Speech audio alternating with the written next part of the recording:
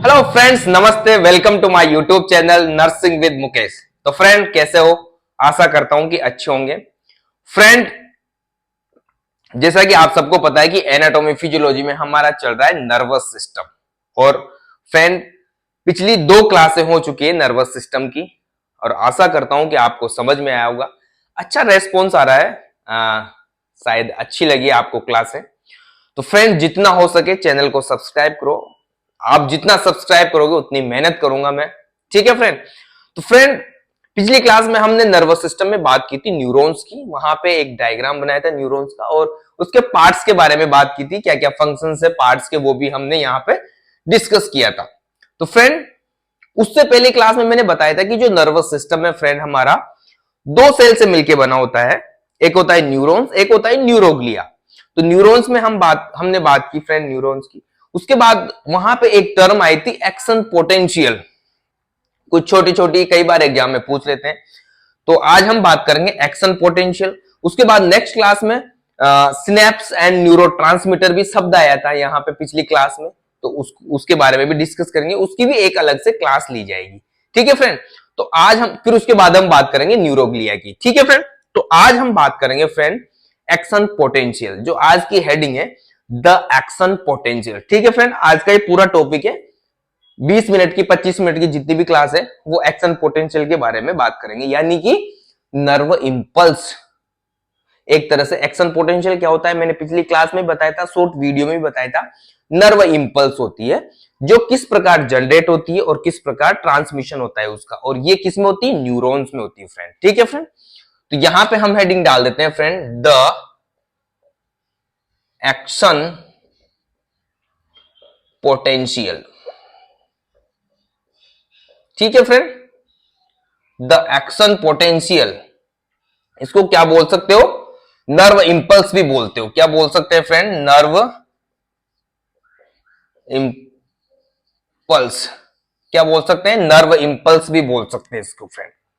Friend, पिछली class में हमने थोड़ा सा इसके बारे में डिस्कस किया था कि भाई न्यूरॉन्स में इंपल्स जनरेट होती है और एक न्यूरॉन से दूसरे न्यूरॉन में ट्रांसमिशन होता है उसका। तो किस प्रकार ट्रांसमिशन होता है? वो ट्रांसमिशन तो होता है, बट जनरेट कैसे होती है, ट्रांसमिशन क्यों जाता है, कैसे, मतलब एक न्यूरॉन से दूसरे न्यूरॉन में जाती है।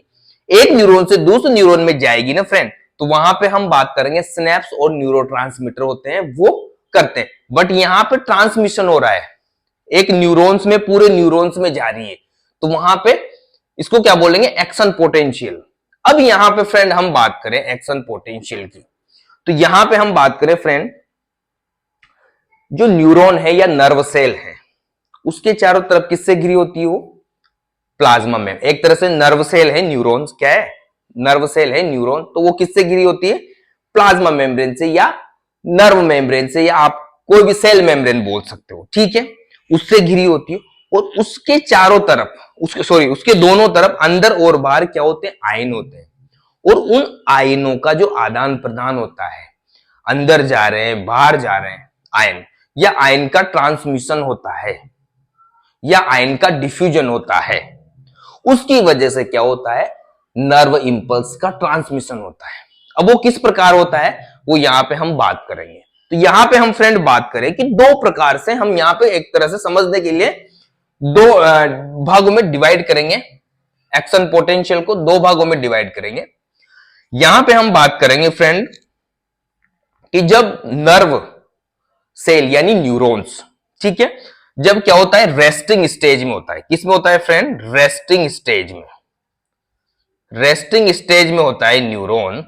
तब क्या होता है? किस प्रकार क्या होता है? एक होता है स्टिमुलेटेड। क्या होता है फ्रेंड? स्टिमुलेटेड। यहां तक कोई दिक्कत नहीं होनी चाहिए, समझ में आ रहा होगा। यहां पे हम बात करेंगे फ्रेंड, जो रेस्टिंग स्टेज किसकी बताई है मैंने? किसकी बताई है? नर्व सेल की। किसकी बताई है फ्रेंड? नर्व सेल की। जब नर्व सेल क्या होती है? रेस्टिंग स्टेज में होती है। जब नर्व सेल रेस्टिंग स्टेज में होती है ना फ्रेंड, तो क्या होता है? जो सेल मेम्ब्रेन होती है, जो सेल मेम्ब्रेन होती है, वो क्या होती है? पोलराइज्ड होती है। क्या होती है? पोलराइज्ड। अब क्या होता है? जो सेल मेम्ब्रेन होती है फ्रेंड, सेल मेम्ब्रेन न्यूरॉन की सेल मेम्ब्रेन बोल सकते हो आप, वो क्या होती है फ्रेंड, पोलराइज्ड होती है, पोलराइज्ड होती है। पोलराइज्ड का मतलब होता है फ्रेंड कि यहां पे जो आयन है, क्या है फ्रेंड, जो आयन है या जिन आयनों की कंसंट्रेशन है अंदर और बाहर, जो आयन की कंसंट्रेशन है प्लाज्मा मेम्ब्रेन के अंदर और प्लाज्मा मेम्ब्रेन के बाहर अलग अलग होती है।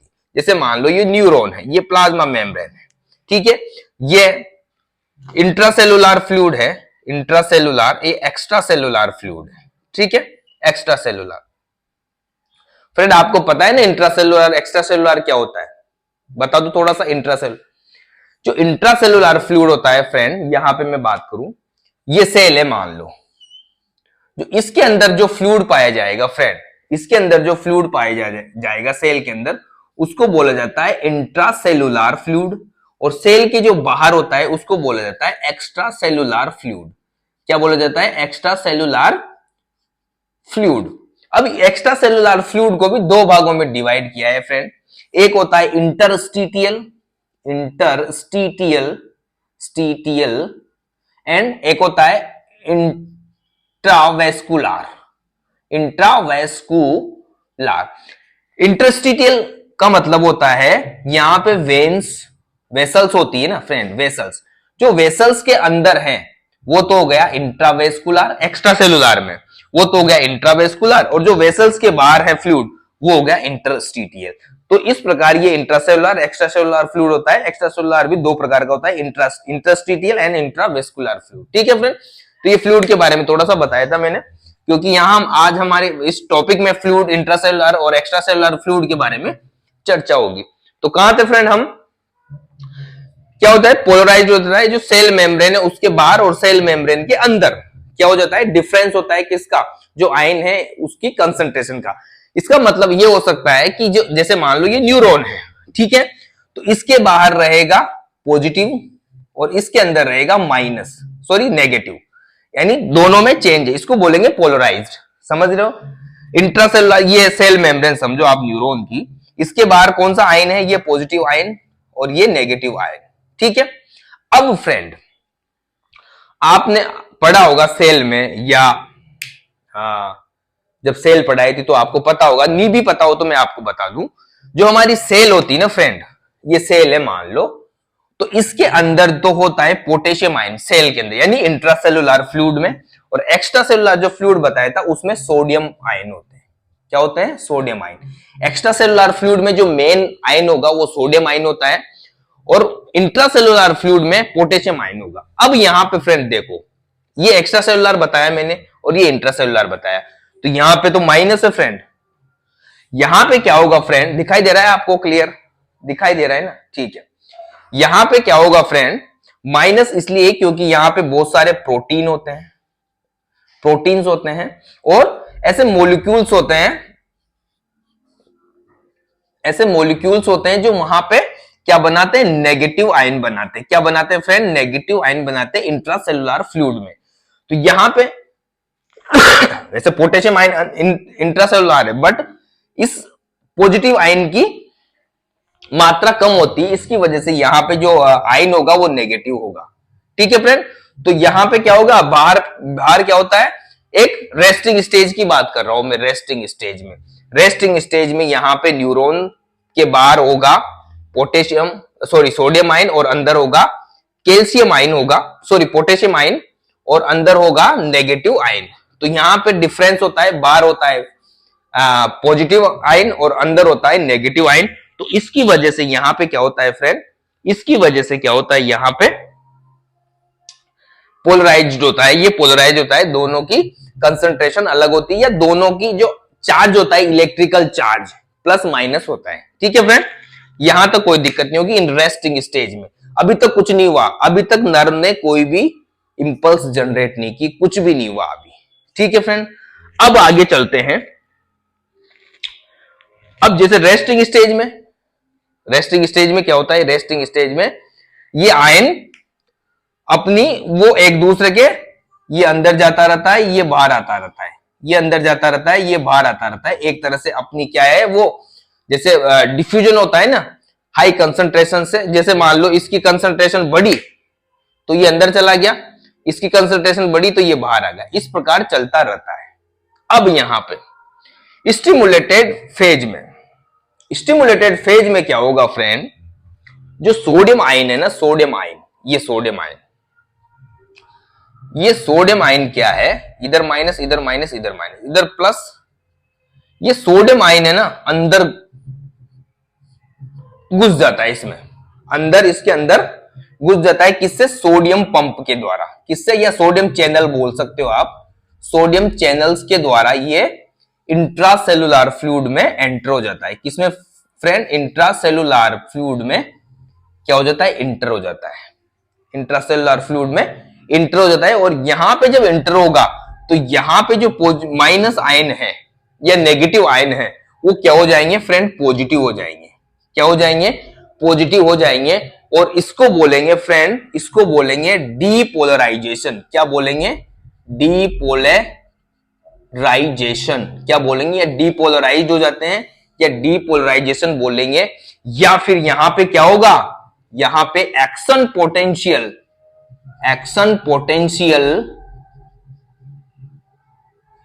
का ट्रिगर, एक तरह से एक्शन पोटेंशियल स्टार्ट हो जाएगा। यानी कि जैसे ही यहां पे इसकी कंसंट्रेशन बढ़ेगी पॉजिटिव आयन की, तो यहां से क्या है, एक नर्व इंपल्स जनरेट होगी, और आगे ट्रांसमिट होगी। क्या होगी फ्रेंड, नर्व इंपल्स जनरेट होगी और आगे क्या होगी, ट्रांसमिट होगी। और पूरे जो ये डिपोलराइजेशन है ना बहुत फास्ट होगा।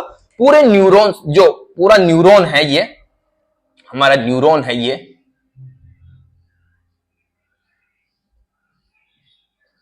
न्यूरॉन है पूरा, इसमें पूरे में क्या है, वो ट्रांसमिट होगी, बहुत रैपिडली ट्रांसमिट होगी। अब यहां पे फ्रेंड, यहां पे देखो इस प्रकार क्या होगी, जैसे ही ये सोडियम आयन अंदर आया ना, तो यहां पे सोडियम आयन अंदर आते ही क्या हुआ फ्रेंड, सोडियम अंदर आया, उसकी वजह से यहां पे क्या होगा, एक्स्ट्रा सेलुलर फ्लूइड है, एक्स्ट्रा सेलुलर फ्लूइड से अंदर आया तो यहां पे क्या बढ़ गया फ्रेंड, यहां पे क्या बढ़ गया, पॉजिटिव आयन यहां पे बढ़ गया। क्या बढ़ गया फ्रेंड, पॉजिटिव आयन यहां पे बढ़ गया।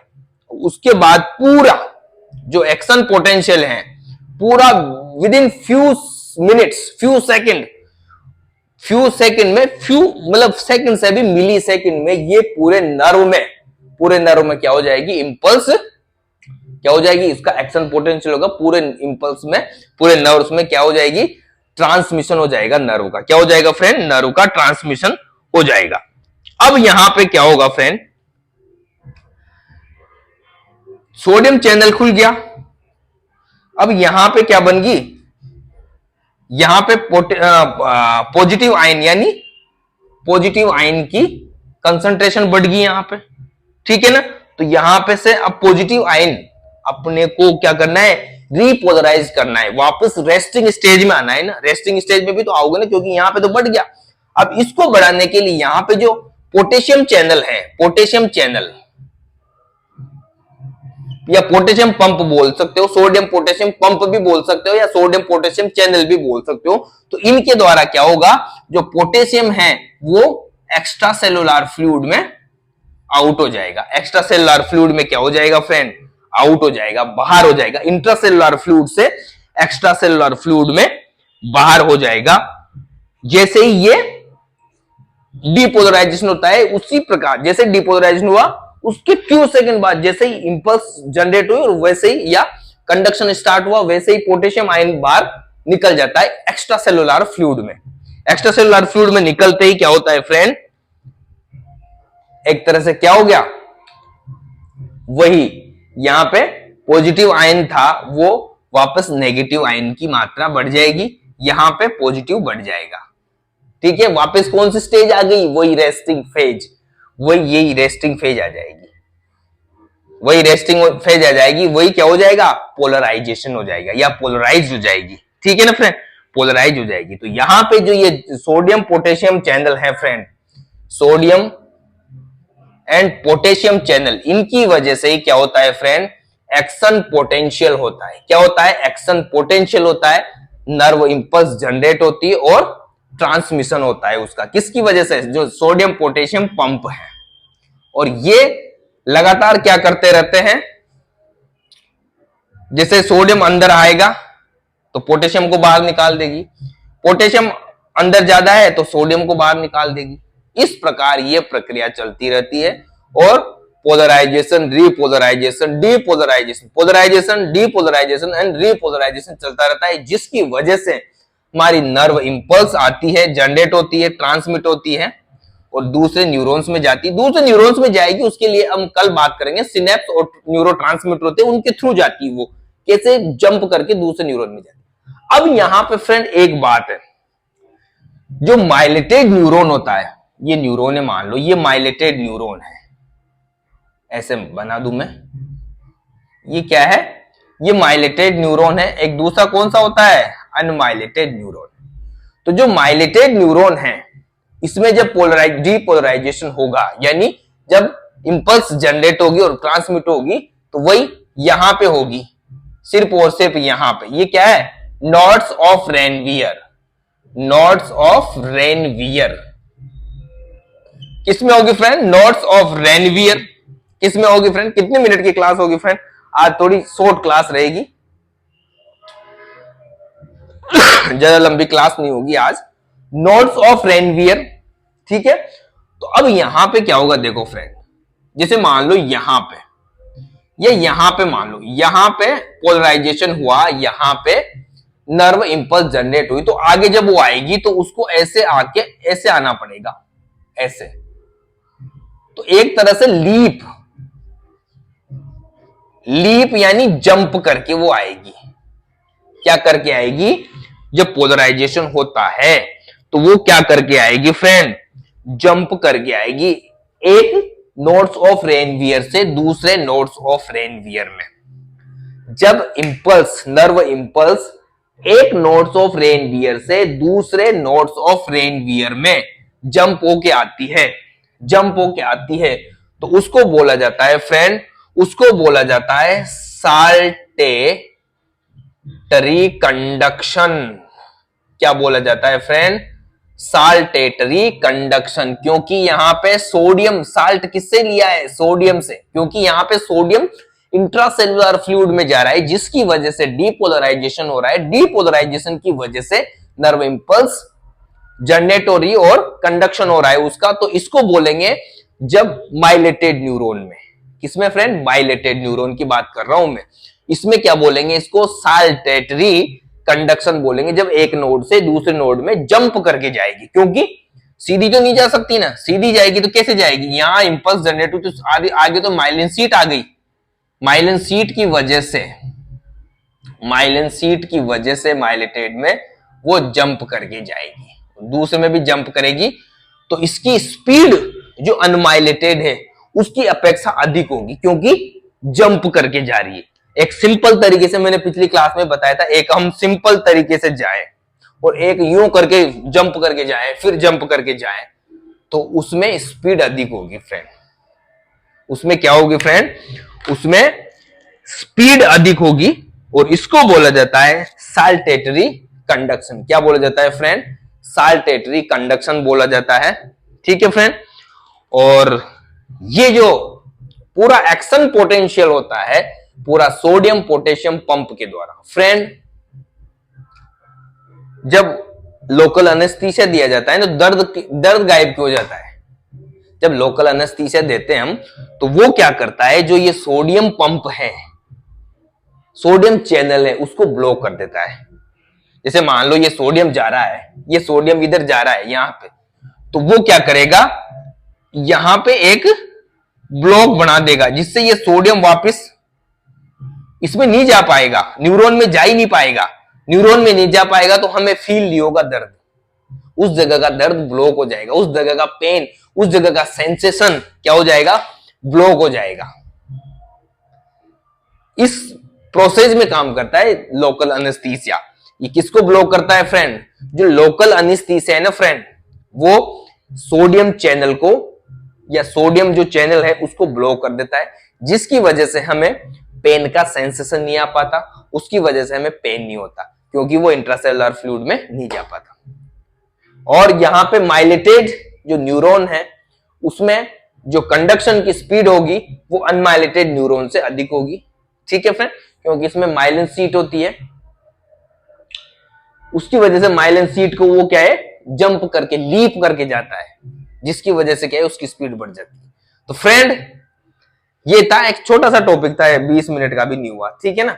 एक्शन पोटेंशियल है पर इसमें थोड़ा सा दिमाग लगाना पड़ेगा आपको, 2-3 बार आप समझोगे तब समझ में आएगा ये, ठीक है ना। तो ये था एक्शन पोटेंशियल। कल हम बात करेंगे सिनेप्स एंड न्यूरोट्रांसमीटर, फिर उसके बाद कल सिनेप्स एंड न्यूरोट्रांसमीटर कर लेंगे, फिर उसके बाद हम बात करेंगे फ्रेंड न्यूरोग्लिया। ठीक है फ्रेंड, और जितना हो सके चैनल को सब्सक्राइब करो यार। एक तो क्या है यार बीजी लाइव चल रही है, इसकी वजह से क्लासें नहीं आ पाती। एक एनक्लेक्स की भी क्लासें चल रही है, तो एनक्लेक्स की में भी हम पिछली क्लास में क्या बात की थी हमने, हाँ पिछली क्लास में हमने पढ़ा था फ्रेंड,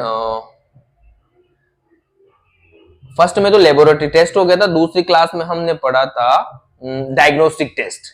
उसके बाद हम उसकी भी नेक्स्ट क्लास में बात करेंगे फ्रेंड। सिस्टेमिक जो मैनेजमेंट होता है, सॉरी हाँ थेराप्यूटिक मैनेजमेंट, सॉरी सिस्टम में क्या बोल गया, थेराप्यूटिक जो मैनेजमेंट है उसके बारे में बात करेंगे फ्रेंड। तो फ्रेंड जितना हो सके यार चैनल को सब्सक्राइब करो, ठीक है ना फ्रेंड। तो मेन जो ये होता है एक्शन पोटेंशियल, नर्व इंपल्स जो जनरेट होती है इनिशिएट होकर स्टिमुलेट होकर आगे जाती है, वो इसी सोडियम पोटेशियम पंप की वजह से जाती है। ठीक है फ्रेंड, मिलते हैं फिर नेक्स्ट क्लास में, तब तक के लिए बाय, लव यू।